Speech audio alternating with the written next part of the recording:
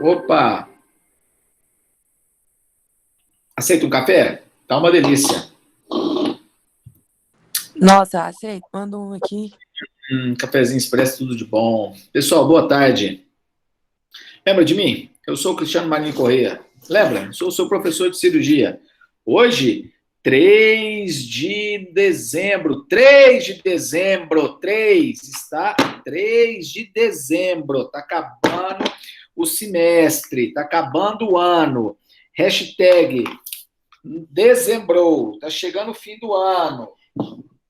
Estamos aqui, firmes e fortes, em plena pandemia, continuando a nossa aventura interminável desta disciplina de fundamentos de cirurgia bucomaxilofacial, e nós estamos falando sobre os fundamentos do trauma de face, conteúdo importantíssimo que faz parte do dia a dia do cirurgião dentista, especialmente aquele que milita na área de cirurgia bucomaxilofacial. Mas o trauma de face não é só uma questão tocante ao trauma ao especialista de cirurgia, mas também a todos aqueles que estão envolvidos na odontologia, visto que o trauma pode trazer uma série de necessidades, como eu vou mostrar para vocês. Passada então a fase inicial, que nem sempre nós dentistas somos partícipes, que é quando o paciente tem o evento inicial do trauma, após esse paciente passar por um processo de reconhecimento, diagnóstico e estabilização, esse paciente, então, ele pode ser avaliado e tratado pelos diversos especialistas que vão procurar resolver as demandas que vieram do trauma e as suas consequências. Então, inicialmente, o cirurgião dentista, seja ele clínico ou de qualquer especialidade, especialmente é necessário fazer uma avaliação física geral do indivíduo, que condições que esse indivíduo está, se ele tem condições de andar, se ele é cadeirante, se ele está andando de muleta, se ele está com um estado neurológico com dificuldades, né? E antes de se pensar em fazer um exame específico da face.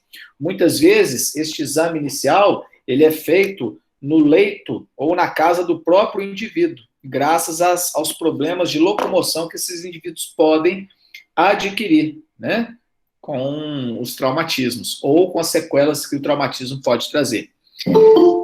A partir desse momento, a Robertinha, sempre por último, hein, Robertinha? Seja bem-vinda, Robertinha. Isso aí, minha querida. Então, nós, quando partimos para a avaliação da face especificamente, que é onde reside o nosso campo de trabalho específico, nós vamos observar a presença do traumatismo, que pode levar a lacerações, aonde foi o trauma, qual o impacto que esse trauma gerou na face, quais são as alterações de contorno da região facial que veio da origem do trauma. Geralmente, aonde existem alterações traumáticas que produzem fraturas ósseas, geralmente há uma formação de equimose, que é aquele manchamento da pele equivalente a um arroxeamento do tecido epitelial. E é importante analisar também o comportamento de outras estruturas, como nervos e ductos, principalmente os ductos salivares, né? Na retenção do fluxo salivar ou ainda nas alterações sensoriais que têm a ver com deslocamentos ósseos que podem comprimir os ramos terminais do nervo trigêmeo, que são os nervos que inervam a face, por consequência. Então, quando a gente faz uma avaliação física geral do paciente, né, é muito importante você entender o contexto de como o paciente vive, qual o cenário do trauma, né? Nós temos uma responsabilidade muito importante, muitas vezes, sem perceber, nós acabamos lidando com situações de, como é que se diz, assédios morais ou outros tipos de assédio, né? Muitas vezes nós seremos os primeiros ou um dos indivíduos que vai constatar agressões contra indivíduos incapacitados, como pessoas acamadas, crianças, idosos, né? Muitas vezes nós vamos acompanhar cenas de feminicídio, de agressões familiares, né? Então, muitas vezes, né, quando você observa nessa imagem, esta senhora com essa equimose pronunciada na face, né? Você pode observar, né, o que levou, qual a origem do trauma desta senhora. Isso que você observa na face, né, esse arroxeamento, essa coisa amarelada, é equimose, é um extravasamento de sangue pelos tecidos intersticiais. Ela tem aqui uma área aparentemente de trauma na região frontal, e ela tem uma equimose bilateral na face, edema e área amarelada, avermelhada na pálpebra, na região bucinadora, na região cervical. Normalmente, os extravasamentos sanguíneos na face, eles acabam sendo drenados pela cadeia linfática da cabeça e pescoço. A cadeia linfática da cabeça e pescoço, ela drena para o tórax, passando pelo pescoço. É por isso que no começo da aula, quando eu mostrei aquele caso de uma maxilectomia, aquela paciente tem um tumor maligno na maxila. Antes de ter tirado a maxila da paciente, o tratamento oncológico é limpar a cadeia ganglionar linfática do pescoço, para esterilizar, procurar esterilizar possíveis metástases regionais primeiro para o pescoço. Então, o comportamento da cadeia linfática, normalmente, todo sangramento, toda a drenagem linfática da face, ela drena para o tórax. Então, processos de edema, equimose na face vão drenar para o pescoço. E por que o tecido fica amarelado? O sangue que extravasa pelos tecidos, o sangue contém hemoglobina. A hemoglobina é uma molécula de ferro. A molécula de ferro que a hemoglobina carrega, ela é tetravalente. Ela carrega até 4 moléculas de oxigênio. Quando as hemácias, junto com o sangramento, extravasam pelos tecidos, esse sangramento vai sendo metabolizado aos poucos.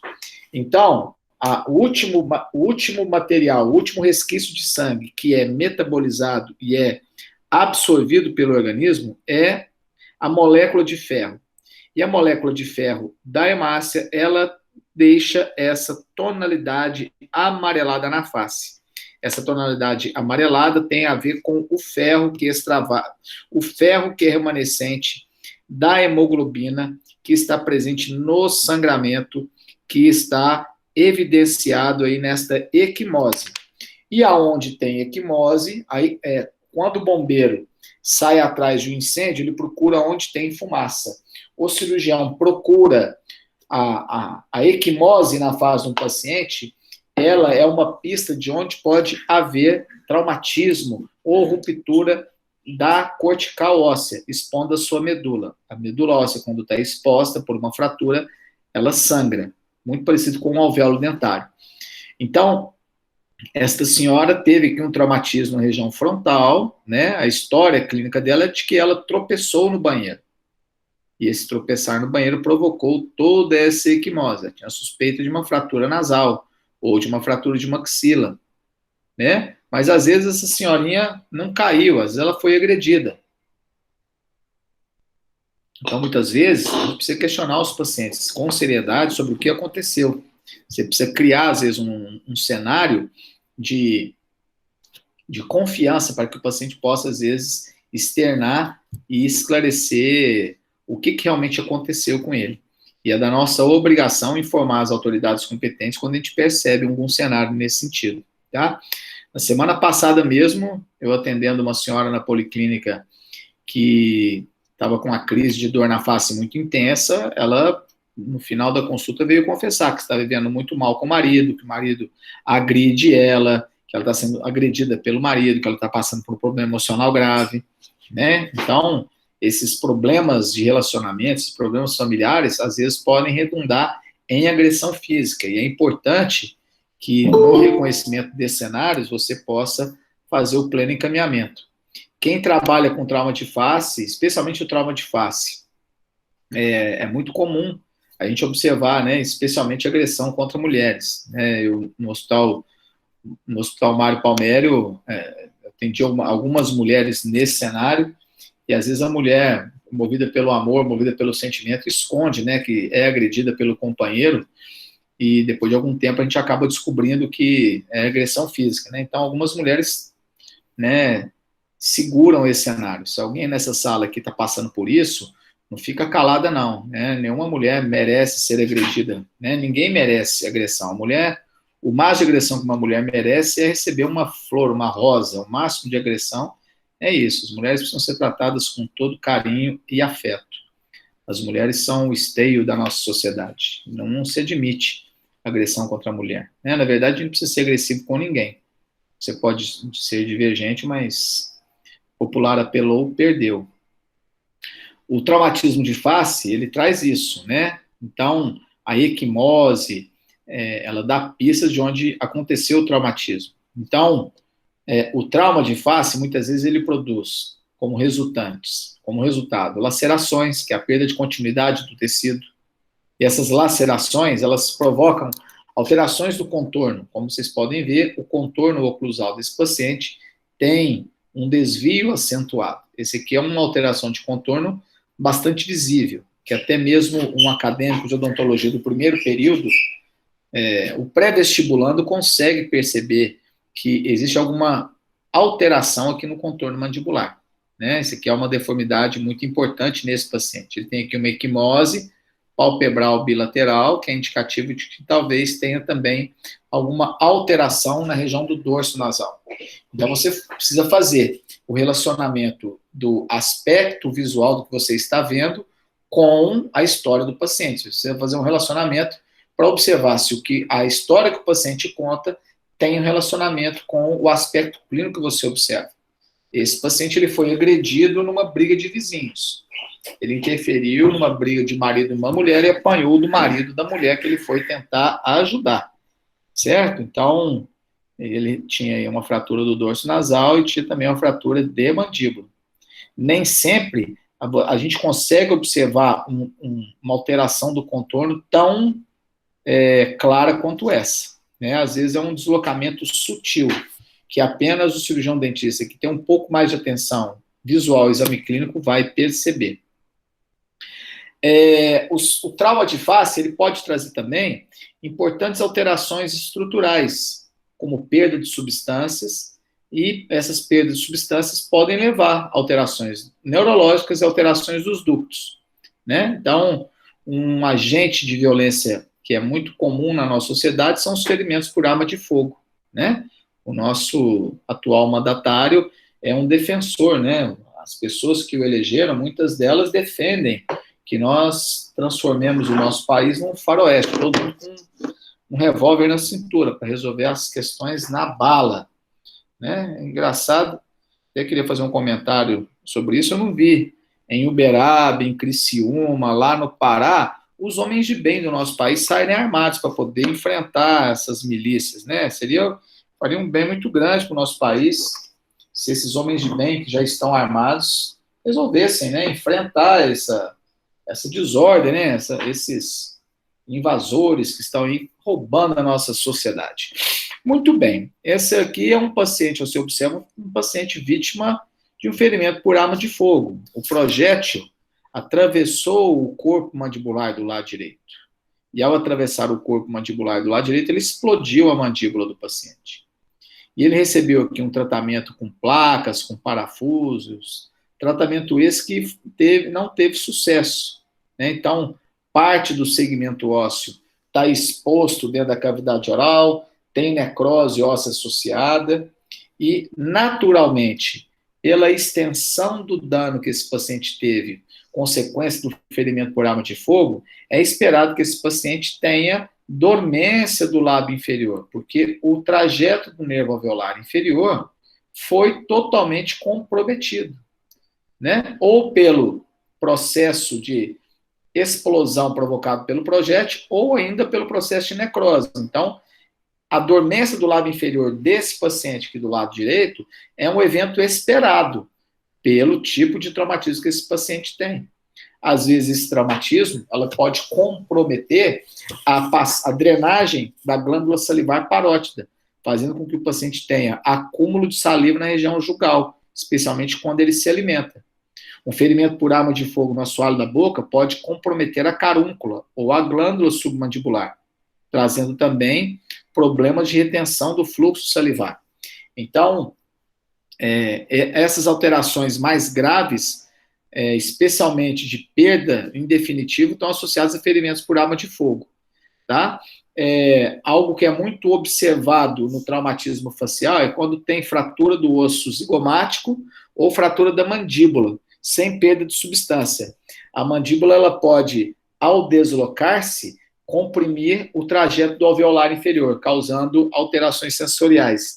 E o mesmo cenário também é observado quando o osso zigomático ele é empurrado contra o forame infraorbital, trazendo também alterações sensoriais importantes no terço médio da face dos nossos pacientes. Então, esses detalhes técnicos, quanto à alteração de cor da pele, comparativo com o histórico do trauma, observação e exame clínico do contorno, da estabilidade oclusal, te dá pistas sobre os eventos adversos que vieram do trauma de face, assim como alterações do fluxo salivar e também as questões de sensibilidade da face. Não existem duas coisas que você precisa lembrar em relação aos nervos. Não é normal o nosso nervo começar a doer espontaneamente. Não se espera. Existe uma patologia chamada nevralgia do nervo trigêmeo. A nevralgia do nervo trigêmeo é algo extremamente raro. Normalmente, quando o trigêmeo apresenta uma síndrome dolorosa, geralmente essa dor tem um equivalente de causalidade. Um dente, um ferimento, um processo inflamatório. Certo? Quando o paciente tem perda da sensibilidade, por consequência, tem algum processo que interrompe ou que compromete a condução nervosa do estímulo elétrico. Então, também precisa ser pesquisado. E o trauma de face é um fator bastante associado nesse cenário. Então, especificamente, depois de fazer uma análise inicial do paciente, nós precisamos observar mais atentamente os ossos que contêm os dentes. Porque os ossos que contêm os dentes, quando estão fraturados, eles vão produzir alterações importantes, especificamente na oclusão dentária. Então, nós iniciamos o exame palpatório da mandíbula, executando um exame de palpação da base da mandíbula. Como que nós fazemos esse exame? Exame apalpando a base da mandíbula do paciente, observando se o contorno da mandíbula mantém-se estável ou se existe algum degrau com dor que pode indicar alterações do contorno. O paciente, quando é atendido no primeiro ou segundo dia pós-trauma, o seu exame pode ter um pouco de dificuldade, graças à expressão da resposta inflamatória, e o edema produzido pela inflamação pode dificultar a palpação externa do osso. Normalmente, no exame palpatório externo da mandíbula, aonde tem fratura, o paciente tem indicação de dor. E você observa na região onde tem dor, normalmente uma alteração do contorno, que lembra muito um degrau, uma alteração no contorno. Então, você, ao apalpar, você percebe na palpação quando tem alguma alteração no contorno. Quando não tem fratura, todo o contorno mantém-se estável, o contorno em forma de ferradura, que é o contorno que se espera do osso mandibular.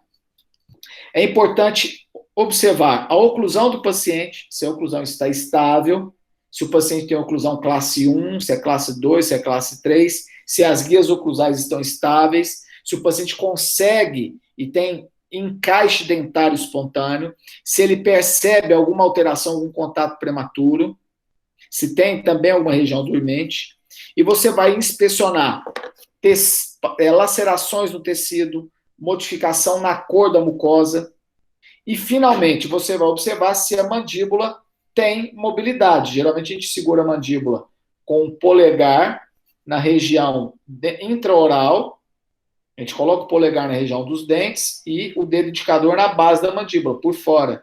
E nós fazemos um movimento para baixo e para o lado, na procura de alterações na mobilidade do osso mandibular.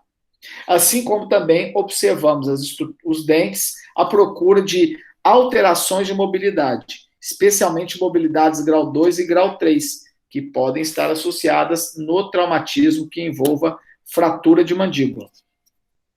Então, aqui, um exemplo de uma fratura de mandíbula, que você pode observar um paciente que tem uma fratura bilateral de mandíbula, ele tem uma fratura no corpo / ângulo esquerdo e uma fratura na região parasinfisária do lado direito.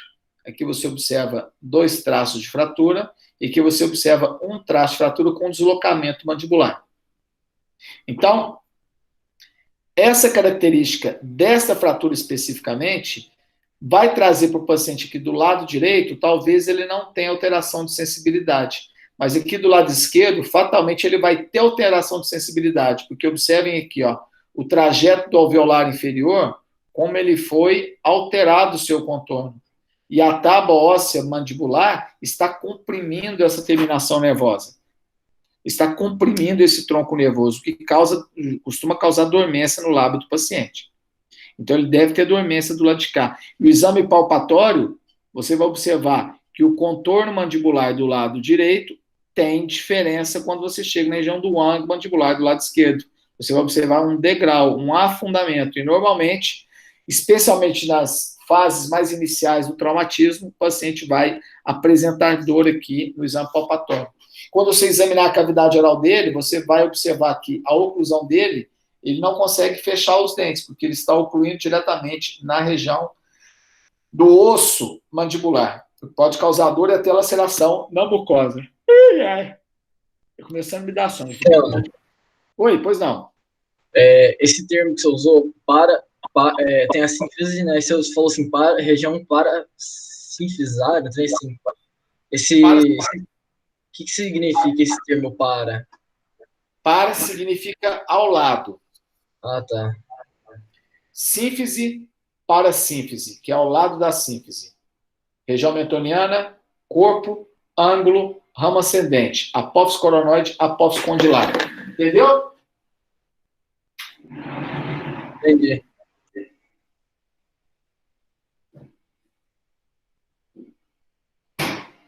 Região parasinfisária, região ao lado da sínfise.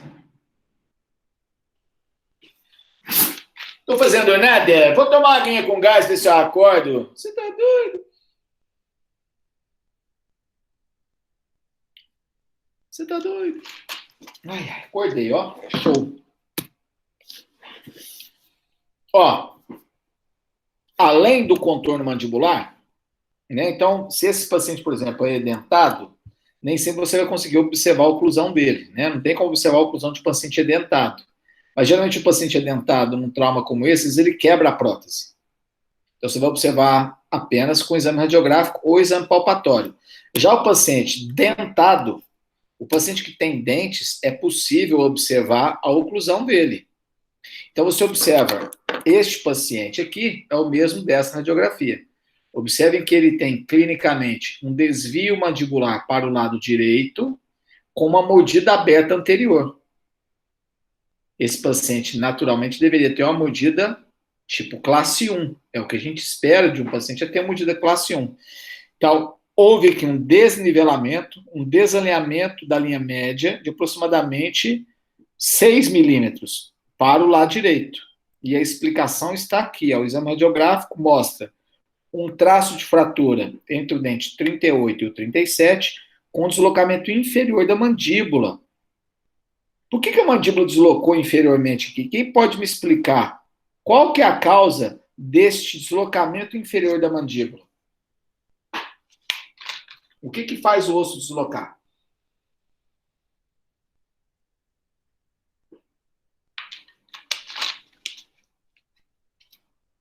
Quem faz o osso movimentar é o músculo. Então, esse paciente, quando faz força para mastigar, este segmento mandibular joga esse fragmento para cima. E quando o paciente faz força para abrir a boca, o músculo milioideu, o músculo digástrico, puxa esse segmento para baixo. Como ele perdeu o segmento, como ele perdeu o contato, esse segmento é deslocado inferiormente. Essa parte vai para cima, essa parte vai para baixo. A ação muscular desloca o osso, trazendo como consequência o processo fisiológico de abrir e fechar a boca, a ação dos músculos da mastigação faz com que um paciente que tem uma fratura nessa região do corpo, da mandíbula, tenha como consequência um deslocamento, um laterognatismo para o lado direito, com uma mordida aberta anterior. Ah, professor, mas é muito difícil a oclusão, hein?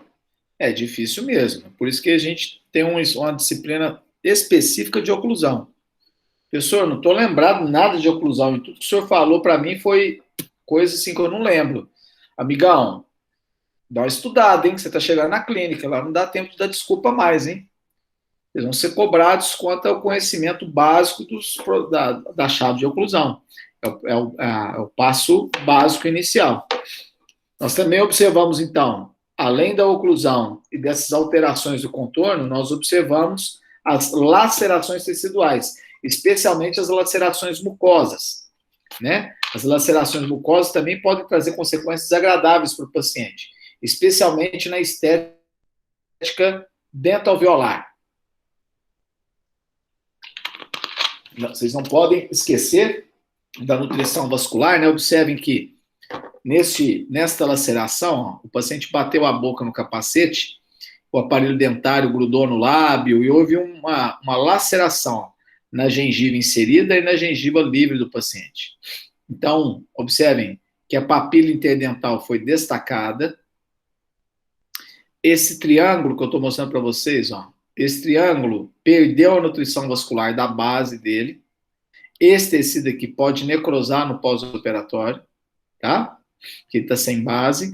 Toda essa região aqui, ó, daqui, ó, toda essa região aqui pode ter complicações na cicatrização pós-operatória, tá? Essa papila que ela deslocou daqui para baixo, essa papila que ela pode necrosar. Essa papila aqui, a papila interdental, também está sem tecido nutricional. Então,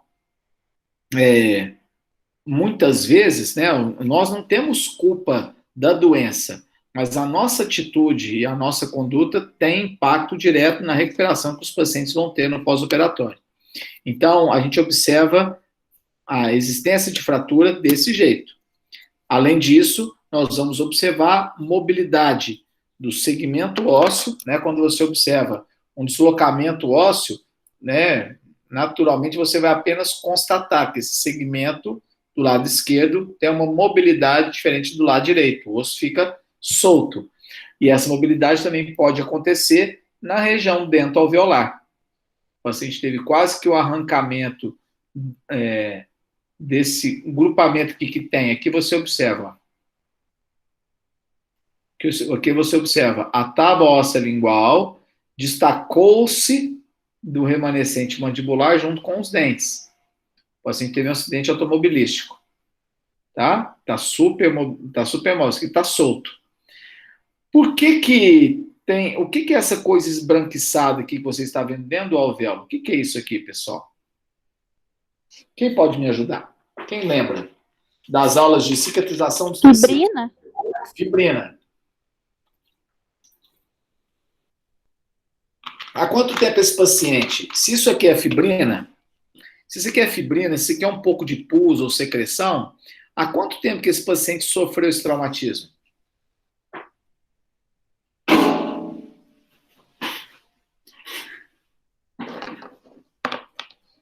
Esse paciente tem mais de uma semana que sofreu esse traumatismo. Esse bloco 14 dias. Por aí. Esse bloco de dentes foi deslocado para o vestibular. E sabe por que esse paciente não recebeu nenhum atendimento? Sabe por que nenhum dentista conseguiu atender esse paciente? Porque esse paciente estava em coma antes de procurar o atendimento com o dentista. E quando o paciente tem alteração neurológica, algo que remete lá à nossa aula da semana passada, quando o paciente tem uma alteração neurológica importante, como eu falei com vocês semana passada, ó, cadê? as alterações, o estado neurológico, o paciente tem que ter uma estabilidade neurológica antes de receber atendimento. Este paciente em questão, com mobilidade, não tinha estabilidade neurológica, então ele não recebeu atendimento.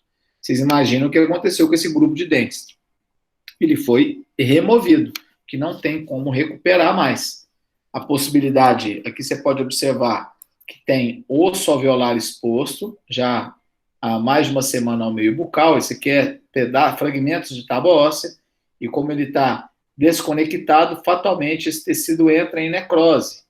E o reaproveitamento desses dentes junto com a tábua óssea é muito complicado. Você pode até tentar, né? Você teria que remover esse tecido ósseo neoformado, reimplantar esses dentes em posição e esperar que aconteça quase que um milagre, que é depois de 2 semanas, uma reanastomose vascular para poder nutrir novamente esse fragmento de osso. E que o ligamento periodontal desse dente 32, 42, por exemplo, tem uma nova integração. Realmente é um cenário assim, muito difícil de acontecer, né? Então, muitas vezes você precisa pensar no bom senso. Esse paciente aqui do lado esquerdo, que tem esse deslocamento na mandíbula, é um paciente que teve um traumatismo e ficou com essa fratura exposta por mais de um mês, né? Como eu já falei para vocês, muito comum no nosso meio, né? A incapacidade que as especialidades médicas têm de estabilizar esses pacientes. Deixa eu ver uma coisa aqui, peraí. Precisava falar sobre a classificação das fraturas com vocês. Ah, não, vou falar daqui a pouco. Achei que eu ia falar agora. Existe também, além de avaliar a mandíbula, nós precisamos também avaliar a maxila. Os ossos maxilares são os ossos que contêm e estabilizam os dentes maxilares. Nós temos 2 maxilas, uma maxila do lado direito e uma maxila do lado esquerdo. Essas maxilas, depois da puberdade, elas fundem-se na linha média, transformando a maxila num osso único. Tá certo? Traumatismos da região do terço médio da face costumam trazer imediatamente uma resposta inflamatória bastante acentuada, muito exacerbada, tá? E a maxila, ela pode ter uma mobilidade total ou em partes da maxila. Especialmente traumatismos que impactam no terço médio, assim, diretamente. Essa região chamada fronto, naso e etimoide é uma região que costuma desfigurar o paciente quando tem uma fratura nessa região. O exame do paciente com fratura de terço médio da face, geralmente a gente avalia a margem infraorbital e vamos avaliar a oclusão do paciente, observando o alinhamento dentário também e a sua oclusão, tá? Aqui você observa um paciente que teve um traumatismo no terço médio da face. Você observa que o paciente teve aqui do lado esquerdo para o lado direito, é o mesmo paciente. Esse paciente teve uma desfiguração da sua face. Observem que o traumatismo no terço médio transformou a face desta jovem.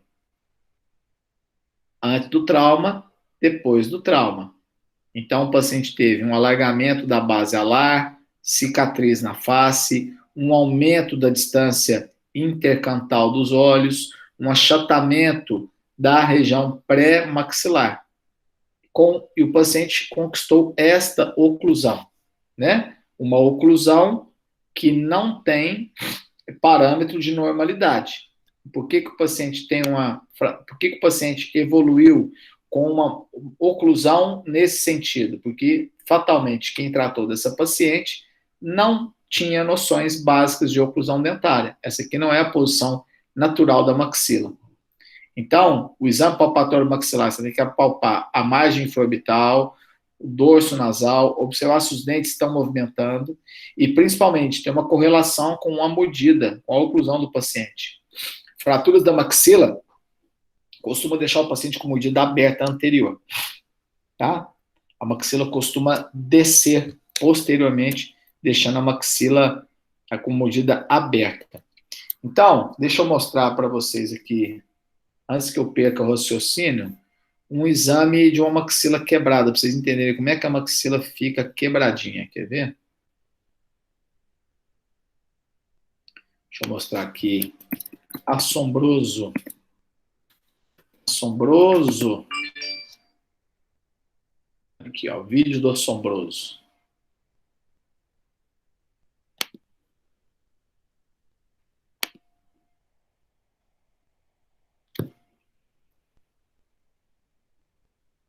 Vou mostrar aqui um paciente sendo examinado. Pra vocês observarem a mobilidade da maxila.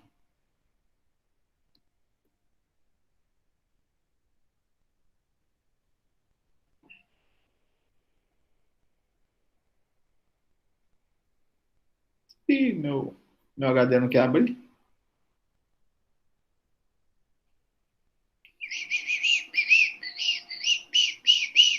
Abrir com música. Vamos ver se ele vai abrir com essa música aqui. Achei que ele vai abrir.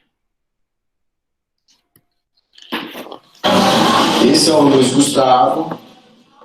O Luiz Gustavo está com a fratura de maxila, tá, pessoal? Presta atenção.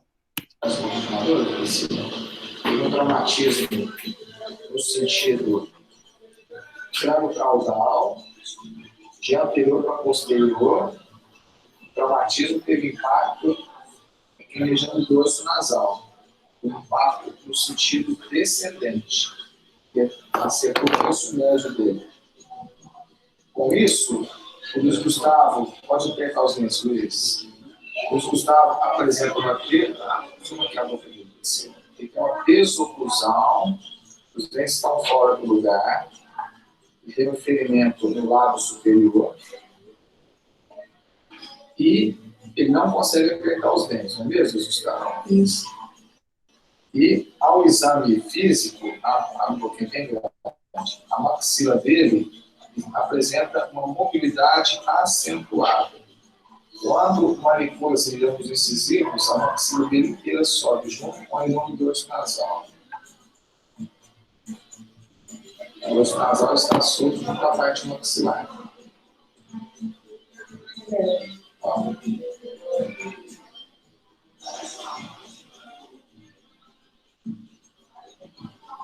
Bora aqui. Até os dentes. Relaxa muito pouco. Deixa a pessoa. Vou deixar na boca devagarzinho. Pode apertar. Essa totalmente é a mordida dele. Normal. Já todo mundo descobriu a mordida normal. Já. Viram, pessoal? A maxila, como é que ela fica? Isso não doía, não? Não, você viu que ele só percebeu um pouco de dor. Você percebeu que ele teve um pouco de dor quando a maxila chegou no lugar. Quando a maxila chegou no lugar, você viu que ele deu uma fechada de olho. Mas a maxila, quando tem fratura na maxila, não costuma doer. Fratura de mandíbula dói porque comprime o alveolar inferior. A fratura de maxila, o paciente não costuma ter dor. Você viu o exame, a gente manipula o paciente, parece que ele está de dentadura, tá? Está todo maciço, o maxilar fica solto, tá certo? Então, não sei se vocês perceberam, no início do exame, estava com um pouquinho de mordida aberta anterior. Os dentes não encaixavam. Não era tão evidente, mas a gente conseguia observar um pouco mais de atenção no exame clínico. Então, para a gente poder observar e confirmar esse aspecto clínico, né, você, normalmente, não é comum o paciente chegar com o exame radiográfico. Você vai examinar o paciente primeiro, você vai apalpá-lo e vai observar os sinais e sintomas, né, que o paciente tem a partir do trauma. E a partir daí você vai formular uma hipótese do que o paciente tem. Para ajudar na formulação diagnóstica, a gente faz exames de imagem, né? Quem adora responder isso em prova, né? Vocês que adoram fazer... Vou falar agora especificamente com você que faz diagnóstico de infecção odontogênica com tomografia, né? Gostei de ver muito nas provas de vocês fazendo exame de foco infeccioso com tomografia, com ressonância magnética. Não, baixa a bola, ó, pezinho no chão. Diagnóstico dentário de infecção odontogênica, a gente faz um raio-x periapical. No máximo a panorama, quando o paciente não abre a boca. É bem mais barato, bem mais simples. Ó, tenha calma. Tomografia é para paciente com trauma de face. A tomografia é espetacular. Mas quem não tem tomografia, né? A gente trabalha assim, em pronto-socorro, a gente não tem radiografia radiografia panorâmica e tudo quanto é pronto-socorro no Brasil, não. Radiografia panorâmica somente em clínica especializada da odontologia. Geralmente a gente faz avaliação de fratura de mandíbula com um exame chamado PA de mandíbula, que é esse aqui, ó, um exame PA póstero anterior de mandíbula, póstero anterior de face, ou raio-x de Towne, lateral oblíqua, panorâmica, oclusal, periapical. São exames bem baratos, tá? Panorâmica, periapical e as oclusais. Então, para o terço médio da face, nós usamos radiografias de Waters, que é a radiografia dos seios da face, que é essa radiografia daqui, tá? E esses exames radiográficos convencionais, tá? Esse aqui é uma radiografia de Waters. Ela mostra o dorso nasal, o septo nasal, a órbita. Ela mostra o pilar zigomático do osso malar. Ela mostra o osso malar, ele é tetrapoidal, ele tem 4 partes. E tem uma parte que vai na margem orbital, outra parte que vai na região fronto-malar, arco zigomático e região intraoral. Tá? Então, a gente consegue observar se um lado está semelhante ao outro. Essa radiografia está um pouco clara demais. Então, eu estou mostrando para vocês os exames radiográficos que a minha geração de dentista era obrigada a fazer diagnóstico. Eu, na minha época de residência, quando eu fiz odontologia, o exame radiográfico que a gente utilizava para fazer diagnóstico de fratura era esse daqui, passando desde os exames mais básicos, como a radiografia periapical e oclusal, até a radiografia panorâmica. Lateral oblíqua, as PAs de mandíbula e maxila também podem ter a sua indicação dependendo de onde você tem o traço de fratura. E para o terço médio da face, o principal exame é esse aqui, radiografia de Waters. O exame radiográfico tomográfico, né, que muitos de vocês adoram fazer, é até bom deixar registrado, né, o quanto vocês gostam de gastar um dinheiro, né, muitos de vocês fazem exame de foco infeccioso com tomografia, espero que vocês aprendam e não façam uma loucura dessa na clínica. Esse é um paciente com sequela de trauma. Esse paciente procurou atendimento na policlínica aproximadamente 4, 6 meses após o atendimento de cirurgia bucomaxilofacial aqui no Hospital Escola. Vocês podem observar que o terço médio da face dele, o lado direito, ele está diferente do lado esquerdo. Este lado parece que tem pouca projeção lateral. Você pode confirmar no exame inferior da face, pouca projeção do osso malar em relação ao lado esquerdo. Com uma oclusão, que não resta a menor dúvida de que tem alguma alteração, né? O paciente tem uma mordida que está... Ele tem uma sobremordida do lado esquerdo com uma mordida de topo do lado direito, com mordida aberta anterior. Além disso, há um encurtamento aparentemente importante da mandíbula, porque aqui estão faltando os dentes 31 e 41, mas não tem espaço para o 31 e 41. Então, o exame radiográfico convencional desse paciente sugeria normalidade, tá? Tirante a radiografia oclusal. Então, o exame de Waters, que é um exame por terço médio da face, trazia aqui nessa seta, ó, um indicativo de que o osso maxilar está fora do lugar. O pilar zigomático da maxila não está alinhado. E a radiografia panorâmica sugeria um contorno mandibular também favorável, sem alterações. Porém, a radiografia oclusal de mandíbula trazia um outro cenário. A gente conseguiu observar um fragmento de osso paralingual. Isso aqui nos levava ao pensamento que esse lado da mandíbula entrou contra o outro lado. Esse pedaço deveria estar encostado aqui, e não aqui. Então, aparentemente, a mandíbula dele encurtou aproximadamente meio centímetro. Então, quem nos traz essa confirmação é o exame tomográfico. O exame tomográfico hoje, a gente consegue até mesmo fazer reconstrução 3D. O exame, para interpretar, de vez em quando eu escuto alguns alunos reclamarem, né? Porque o que a gente mais escuta é aluno reclamar. E essa reclamação eu acho bem legal. O aluno reclama assim: ah, professor, mas eu não tive aula de tomografia, né? Eu não aprendi a olhar uma tomografia. Aí eu vou contar uma coisa para você, para te deixar bastante chocado. O que a tomografia faz, nada mais, nada menos, é mostrar para você a anatomia da cabeça e pescoço, com cortes diferentes. Se você entende primariamente a anatomia da cabeça e pescoço, você vai entender a tomografia. Então, vamos interpretar a tomografia aqui da mandíbula desse paciente. Ó. Então, há um traço de fratura que não foi tratado adequadamente e a mandíbula foi encurtada em torno de 1 centímetro. Essa porção onde eu estou com a seta deveria estar conectada a esta porção aqui. Então, a mandíbula desse paciente encurtou mesmo, de meio a 1 centímetro, que é o equivalente a esta porção óssea. Esta porção óssea triangular deveria estar conectada aqui, e não deslocada desta maneira. E a maxila também, ela está deslocada lateralmente. Esse corte que você está vendo aqui é um corte axial, é um corte feito nesse sentido, no sentido antero-posterior. Você observa o contorno dos dentes alveolares, né? Você está vendo a região pré-maxilar, uma parte da abóbada palatina.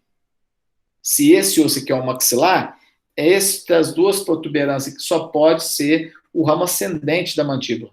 Aqui é a base da apófise coronoide, aqui é a base da apófise condilar. Se aqui é o ramo ascendente e aqui é o complexo maxilar, estas duas estruturas não podem ser nada mais, nada menos que a asa menor do esfenoide, que conecta com a tuberosidade maxilar. Então, observem que a maxila está deslocada para o lado esquerdo, separada das duas tuberosidades. Essa parte da tuberosidade deveria estar conectada aqui no esfenoide, assim como esta parte deveria estar conectada aqui. Então, o que aconteceu com esse paciente? Eu consigo entender vendo a tomografia. Para a tomografia para o trauma de face ela é fundamental. A maxila do meu paciente, ó, a maxila do paciente deslocou a região posterior para a lateral. E pasmem, e o paciente também teve um encurtamento da mandíbula. E esse paciente foi tratado dessa maneira. O paciente recebeu uma orientação de procurar um atendimento com um dentista, com esta mordida. O que isso indica? Que a equipe que tratou desse paciente não tem dentista na equipe. Ou se tem, esse dentista não entende absolutamente nada de oclusão, porque essa não é a oclusão desejada para um paciente. É um ortopedista devolver o paciente com o calcanhar virado para frente, ao invés do dedão virar para frente. Certo? Então, isso traz um impacto interessantíssimo e avassalador no encaixe dentário e na estética. Qual que é o caminho para um cenário como esse? Quem pode adivinhar? O cenário como esse é fazer refraturas. Tem que refraturar o paciente para colocar o osso numa nova posição. Certo? Então, entender a fisiopatologia do trauma, a sua consequência, ajudará você a entender o que aconteceu com o paciente e classificar a fratura do paciente. A partir da classificação, você entenderá quais são os métodos de tratamento que podem ser feitos. Às vezes, por você mesmo, clínico geral, que pode, no mínimo, estabilizar a fratura. Então, a fratura de mandíbula, ela é nominada, né? Então, vou dar um spoiler para vocês. Lembra do diagnóstico de um processo infeccioso? O paciente tem um abscesso periodontal crônico do dente 44, abscesso periapical agudo do dente 11. Quando nós fazemos a classificação de uma fratura de mandíbula, a primeira classificação que acontece é determinar aonde a fratura aconteceu. Então, a mandíbula ela é dividida em áreas. Então, nós temos a área sinfisária, que é o meio da mandíbula. Parasinfisária, que fica aqui, ó, entre o forame mentual e a sínfise. Parasínfise. Sínfise, parasínfise. Na região mentual, entre o forame mentoniano e o ângulo da mandíbula, nós temos a região do corpo da mandíbula, onde ficam abrigados os molares. Temos a região do ângulo da mandíbula, que é uma região de interseção entre o ramo ascendente e o corpo da mandíbula. Temos o ramo ascendente, e o ramo ascendente tem a apófise condilar e a apófise coronoide. Além disso, nós temos a região alveolar, que é a região de pronunciamento ósseo, que é chamada de osso alveolar, porque ela abriga os dentes. Então, cada uma dessas regiões pode apresentar uma fratura de mandíbula. E as fraturas de mandíbula podem ser classificadas de acordo, além da sua localização, de acordo com a sua característica. Fratura de mandíbula simples. Fratura simples de mandíbula é quando o paciente tem um traço de fratura. Fratura simples de mandíbula. Fratura composta de mandíbula é quando o paciente tem 2 traços. Também chamada de fratura bilateral, quando ela acontece nos 2 arcos mandibulares. Fratura simples, fratura com um traço. Fratura composta, ela tem 2 traços. Fratura complexa, ela tem 3 ou mais traços.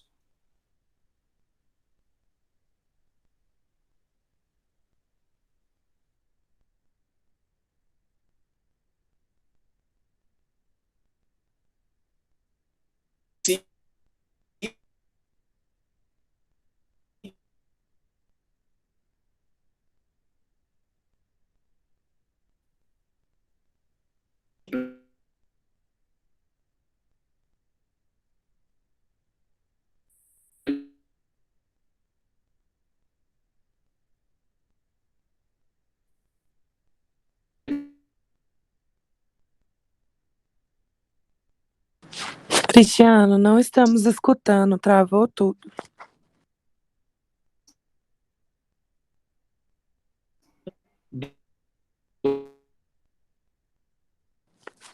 Não estamos escutando.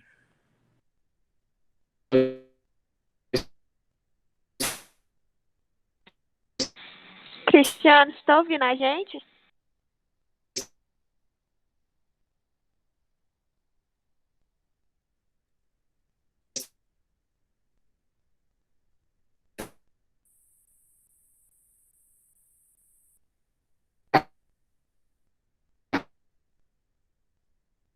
Complexo.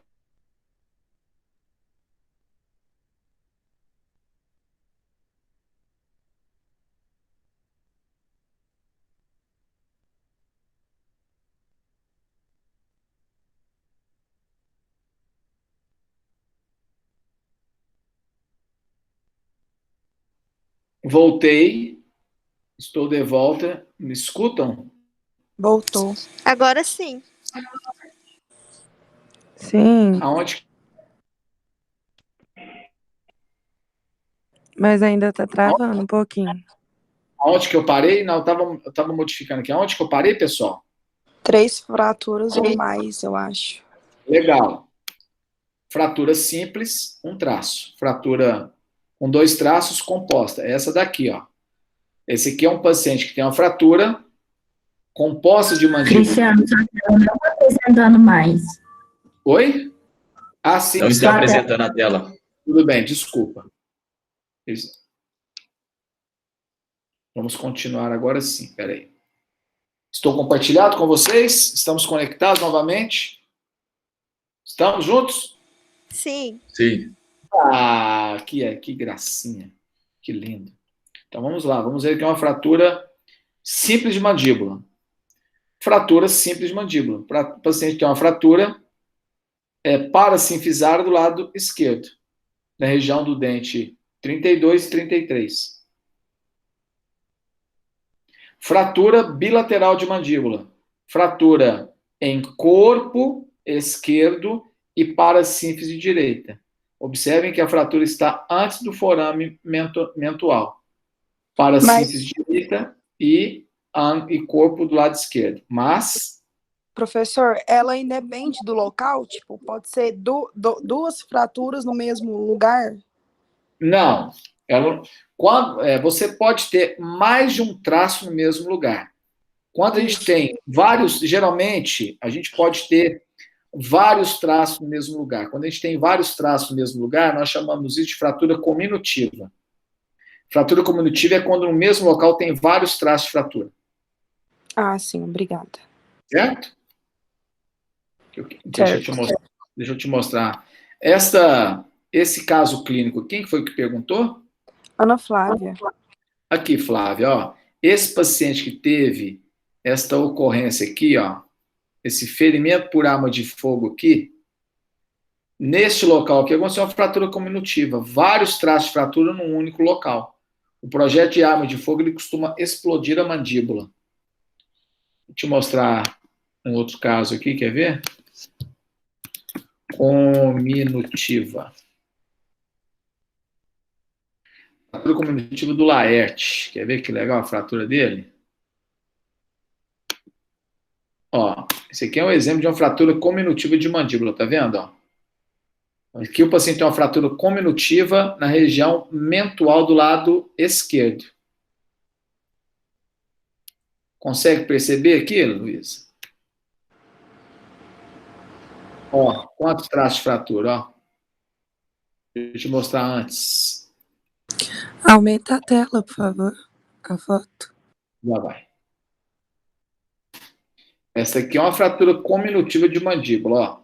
Num único local, vários pedaços quebrados. Tá vendo? Esse paciente recebeu um ferimento por arma de fogo. O projétil de arma de fogo explodiu a mandíbula dele. Então, quebrou o dente. Todos esses pedaços mais radiopacos são pedaços da bala que estão aqui, tá vendo? Com vários traços no mesmo local. Mandíbula deslocada, que tem degrau no exame palpatório, o paciente vai ter dor, vai ter mobilidade acentuada, tem mordida aberta anterior, tem desoclusão, tem deslocamento da mandíbula. Todas as características de uma fratura. Essa aqui é uma fratura O cominutiva. que você fez nesse caso aí? Esse daqui eu só amarrei a boca dele. Eu amarrei primeiro, não deu certo, depois eu fiz uma abertura, depois eu abri para fechar. Aqui, Não tirou ó, os projéteis, né? Não. Tirar projétil acontece só em filme de bang bang. Só filme de bang bang tem que tirar projétil. Esse aqui foi um cara... Aí deixa tudo, então? Não tira? Deixa. Pode deixar. Mas isso vai depender do tamanho do fragmento ou não? Independente do tamanho do fragmento. O ferimento por arma de fogo, quando ele entra dentro da mandíbula, ele entra esterilizado. Ele entra superaquecido. Esse cara tava preso? Estava preso. Aqui, ó. Feinho, aqui, ó. Bateram nele lá na penitenciária, aqui, ó. Num único local, mais de um traço de fratura, aqui, ó. Região da paracímpse, tá vendo, ó? Ó, tem um triângulo aqui, um pedaço solto. Deixa eu ver se eu tenho a mandíbula dele aberta, para vocês verem como é que tá tudo quebrado, tudo lascado. Eu não podia perder, vocês sabem que eu gosto de um selfie, né? Eu não podia perder a oportunidade de fazer o selfie com o cara da penitenciária, né? Lógico. Cadê ele aqui, gente? Não vou conseguir achar ele aqui. Eu achei que eu queria mostrar para vocês. Ó, no mesmo local, tá vendo? Ó, 1, 2, 3 traços de fratura, tá vendo? Ó? Dentro do mesmo, numa mesma região, mais de um traço de fratura. Totalmente pedir para ele ajoelhar no chão e pisar na cabeça dele. O pessoal na penitenciária é bem bonzinho, sabe? Aqui, ó, que a foto não está embaçada. Então, quebrou essa porção da base, esse triângulo intermediário na região alveolar também. Certo? Esse aqui é dos meus bons tempos de hospital Mário Palmeira, quando eu atendia lá. Saudade que a gente não viveu. Agora eu não atendo lá mais, mas eu sinto saudade. Esse aqui eu operei na época eu, doutor Edmar e o Boi. O Boi na época, esse aqui, o Boi, Edmar e eu. Antes, na época que o Boi ainda era aluno, mas ele virar professor. Vamos lá, vamos à classificação então das fraturas mandibulares. Então, as fraturas mandibulares a gente classifica de acordo com o número de traços de fratura e o local que ela está acontecendo. Simples, um traço. Composta, 2 traços. 3 ou mais traços, complexa. Então, a gente fala que tipo de fratura que é e aonde ela aconteceu. E tem a fratura em galho verde. Fratura em galho verde é quando o osso quebra, mas não separa. Geralmente, ele quebra apenas uma das corticais. Isso é muito comum de observar em fraturas de ossos em jovens e adolescentes. O jovem e o adolescente, o osso quebra, mas não separa. O osso entorta, mas ele não separa.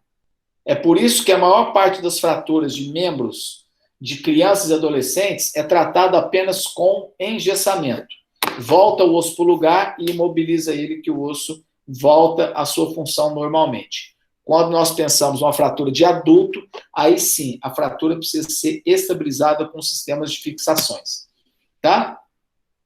No terço médio da face, nós temos uma classificação chamada classificação de Lefort. René Lefort foi um cirurgião que há 100 anos fez uma classificação de fraturas do terço médio da face. Ele fraturou uma série de cadáveres na França, onde ele morava, no início do século passado, e a partir desse traumatismo que ele criou, ele observou alguns comportamentos da fratura da maxila. A maxila, ela pode quebrar de 3 maneiras, em geral. A maxila pode quebrar a parte alveolar apenas. É uma fratura que ela é horizontal. Eu vou procurar desenhar para vocês, acho que vai ficar mais fácil o entendimento. Deixa eu pegar aqui uma radiografia. Eu quero copiar essa radiografia aqui, que aí eu vou montar aqui na mesinha, vou explicar para vocês a fratura de maxila de um jeito bem legal. Quer ver? Antes de falar da fratura, me lembre de eu falar para vocês, eu vou explicar a fratura de maxila, eu quero falar sobre o fato da fratura ser favorável ou desfavorável, especialmente as de mandíbula.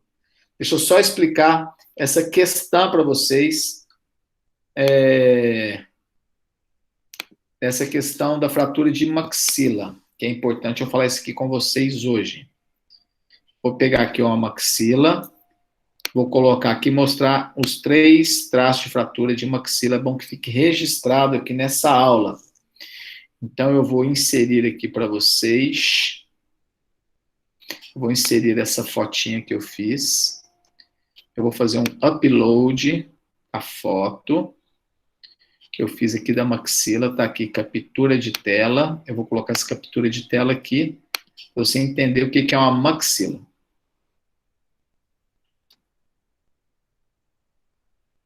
Legal, eu vou aumentar essa maxila aqui, opa. Aumentei a maxila. Eu vou fazer agora de lápis preto, lapisinho preto, eu vou marcar as principais regiões da maxila, ó. Órbita, para quem não viu, eu vou mostrar, órbita de um lado, órbita do outro. Ossos próprios do nariz, abertura piriforme. Vou fazer agora aqui o desenho do osso malar. Ele tem aqui o arco zigomático. Ixi, tem aqui o arco zigomático, tem a margem lateral da órbita. Ó, osso zigomático. Ele tem esse formato aqui, ó. A maxila, ela tem um contorno aqui atrás que vai inserir com a tuberosidade. Ela tem a região dento-alveolar e a região posterior. Aqui eu vou desenhar também o arco zigomático com o osso malar. Beleza, pessoal? Esse aqui é o complexo terço médio da face.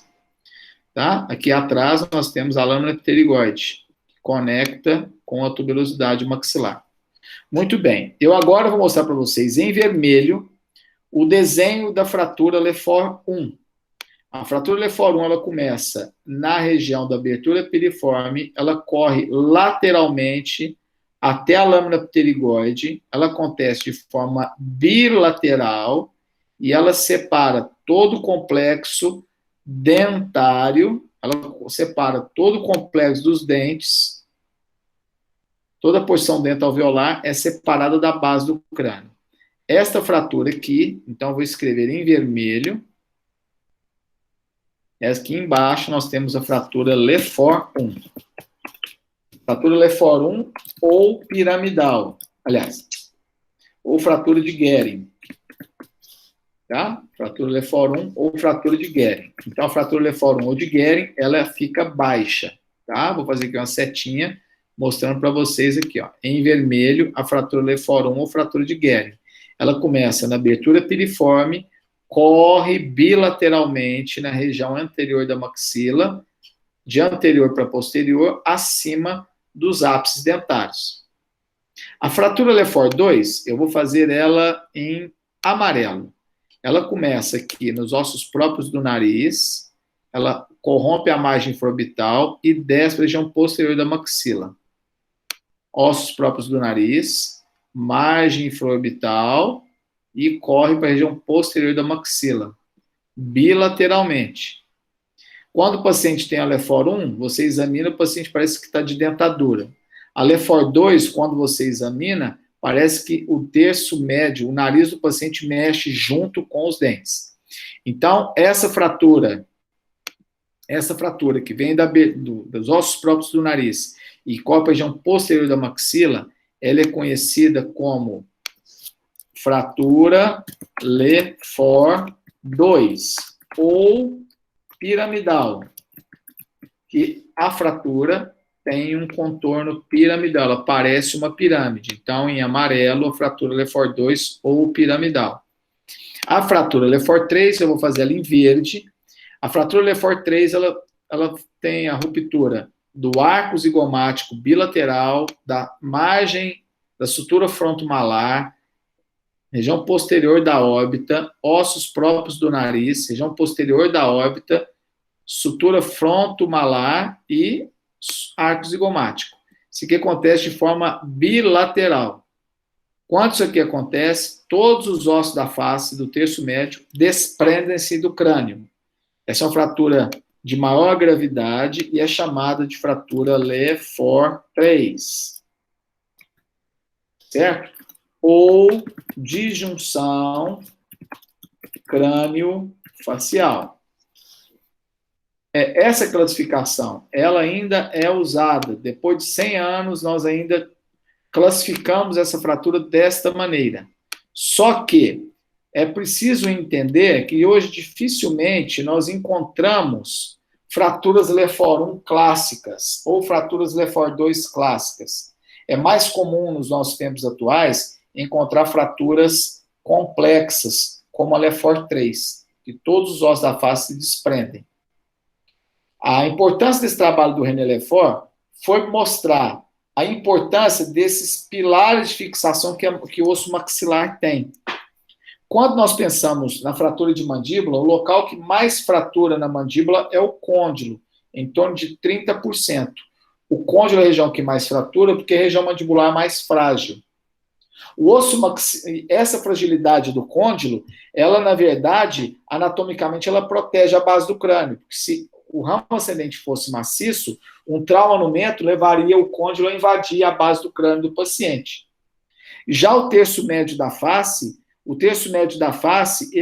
osso é papiráceo, quase não existe resistência do osso maxilar. Nós temos apenas alguns pilares de resistência, que é o que o trabalho do Lefort mostrou. Então, nós temos aqui, deixa eu mostrar algumas coisas para vocês aqui, ó, vou postar de novo aquela mesma imagem e vou mostrar para vocês os 3 pilares de resistência que existem na maxila. Se a maxila fosse um osso maciço, um trauma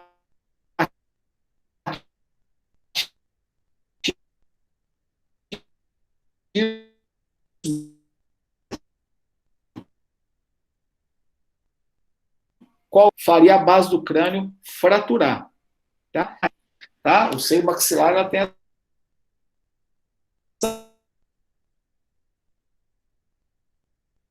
se o maxilar a nossa base do crânio tem bastante facilidade em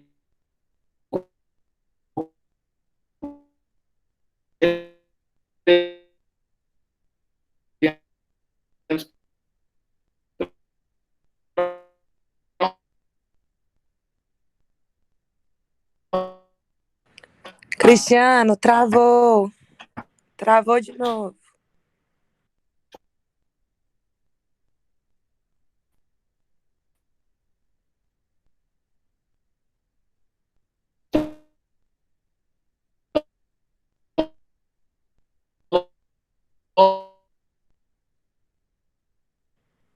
Travou, Cristiano.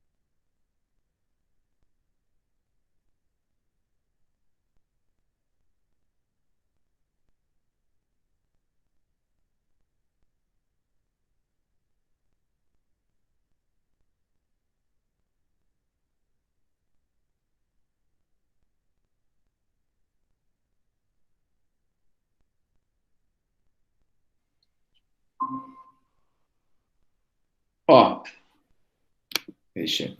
Ixi. Ixi. Voltou. Voltei. Estou na área de novo. Papai voltou. O papai voltou. O papai voltou. Deixa eu ver se eu consigo compartilhar com vocês em minha tela. Papai voltou. Vamos lá. Então, aqui, ó. Estão me ouvindo? Tela compartilhada. Estão me ouvindo? Legal. O trabalho do René Lefort mostrou que a maxila tem 3 pilares de resistência no sentido vertical e 3 pilares no sentido horizontal. No sentido vertical, a maxila tem resistência. Eu vou mostrar para vocês aqui, eu vou colorir em vermelho os pilares verticais da maxila.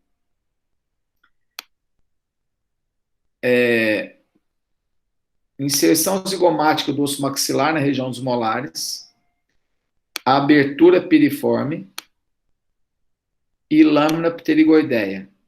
Essas 3 regiões, a inserção da lâmina pterigoide na tuberosidade maxilar, a inserção do osso malar na maxila e a abertura piriforme são as 3 regiões de estabilização e fixação da maxila, no sentido vertical. No sentido horizontal, a maxila tem 3 pilares de resistência: a margem infraorbital, o arco zigomático e a abóboda palatina. Essas 3 regiões são as regiões de resistência no sentido horizontal. Isso nos traz a seguinte perspectiva: quando o indivíduo tem fratura no terço médio da face, são apenas essas regiões que a gente consegue fixação, estabilidade óssea para fazer fixação. Por falar em fixação, para terminar o conteúdo dessa aula, e para poder vou começar talvez a falar de XCJ. Vocês estão me vendo aí, pessoal? Sim. Sim. Aqui tem um outro arquivo aqui. Para completar o que eu ia falar para vocês, né, sobre fratura favorável ou desfavorável, a fratura de maxila e mandíbula, especialmente as de mandíbula, elas podem ser favoráveis ou desfavoráveis. Quando nós pensamos numa fratura, vou dar para vocês um conceito de laboratório pré-clínico de cirurgia. Quando acontece uma fratura óssea, não sei se você vai se lembrar, mas o osso precisa de 2 requisitos para que ele cicatrize. O primeiro é que o osso esteja no lugar. Isso a gente chama de redução. O segundo princípio é fixação. Quando uma fratura acontece e tem um deslocamento ósseo importante, esse deslocamento é provocado pela ação da musculatura ou pela direção do trauma. Quando o osso está deslocado, nós consideramos esse traço de fratura desfavorável para a redução, porque ele está sendo deslocado intensamente pela musculatura. Quando o osso está alinhado, mesmo fraturado, nós chamamos isso daqui de fratura favorável para a redução. E quando a fratura está favorável para a redução, você pode considerar tratar do seu paciente apenas fazendo um bloqueio intermaxilar, a partir de amarrias interdentais. Entendeu, pessoal?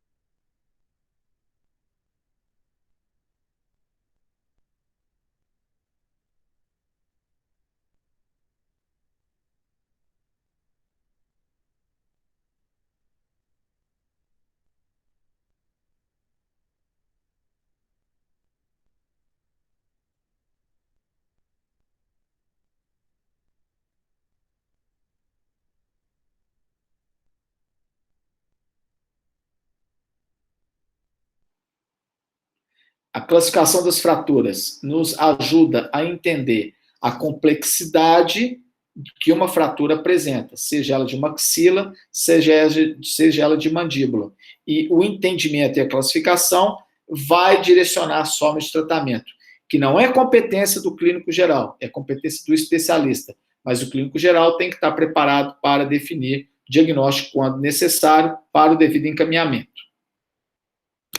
Tá claro, pessoal? Apesar da nossa dificuldade aí, tinha travado de novo. Eu vi que tinha travado. Tá? Mas está gravado. Tudo que eu falei aqui está gravado e eu estou interrompendo agora.